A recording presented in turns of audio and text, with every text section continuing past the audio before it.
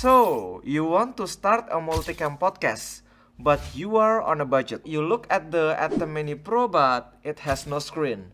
Total blind spot. And then you look at the Rodecaster Video, but let's be real, it's too expensive for most of us. You might have even seen the Filworth L4, but this switcher, to be honest, is lacking some of important feature. This thing cannot even record the PGM. How lame is it in this day? So this is the answer you've been looking for. This is the Cinetrack Touch S. Yes, it has a built-in touchscreen, a massive 10-inch display. You can actually see what's going on without squinting. But wait, it gets better. This thing is an all-aluminum beast. It's so compact, yet it features dual row of physical shortcut button alongside the touchscreen. Why does this matter? But in a high-pressure live podcast, sometimes you don't want to scramble with screen. You want that tactical click of a button. They give you best of both worlds. Whether you want to touch the screen or hit a physical button. Now let's talk about the streaming and recording capability, because this thing is a true one-box solution. You can record your show in H.264 directly using a USB SSD or an SD card. On the menu, you can set the bitrate up to 30 megabits per second. You can go to media and then set the bitrate up to 30 and frame rate up to 60. As for the stream, you can push the stream up to 2 destination of RTMP server. So you can live stream on 2 platforms at the same time, maybe YouTube and TikTok or YouTube and Facebook, etc. And that's all can be done using nothing but only the switcher itself. No PC or laptop required. If you go to the HDMI logo, this is the port.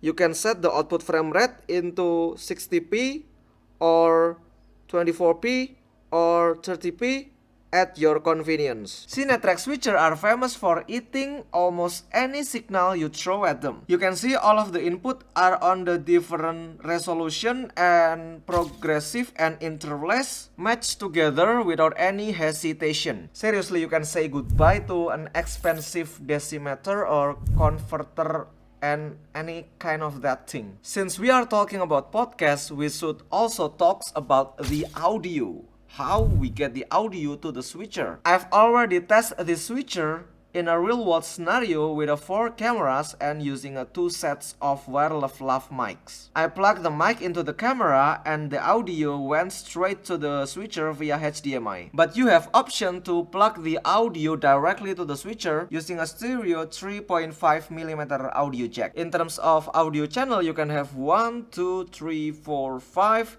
6, and 7 that you can mix on the audio menu.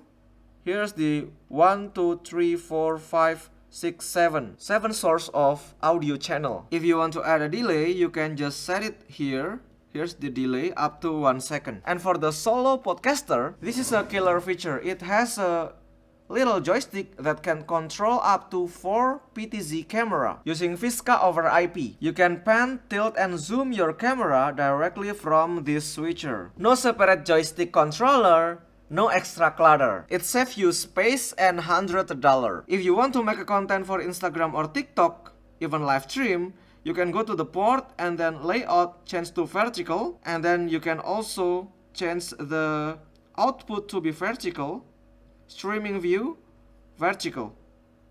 You have to reboot to activate this feature. So you can see, this switcher is built for 2026. Not for 2010. Now we talk about the output. What's about the output? You got 3. Actually 4 if you count the LCD. So it has a 2 HDMI, 1 SDI that all can be assigned to whatever you like. Maybe you want to display program on the aux 1, you can do that.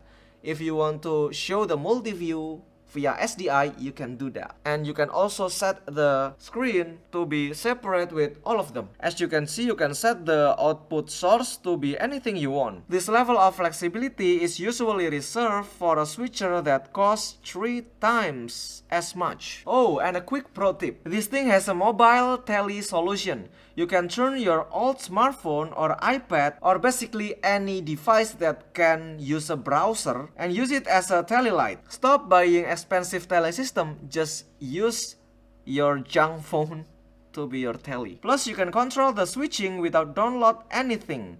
It's web-based control, so it works on any phone or tablet browser. Let's be real, it consumes only 1/3 of the power of similar switcher. It's packed with HDMI and SDI, and it's even have NDI ready if you want to upgrade later. To prove how little power it needs, I can even run this whole setup of a power bank. It's very convenient. Honestly, what else do you need?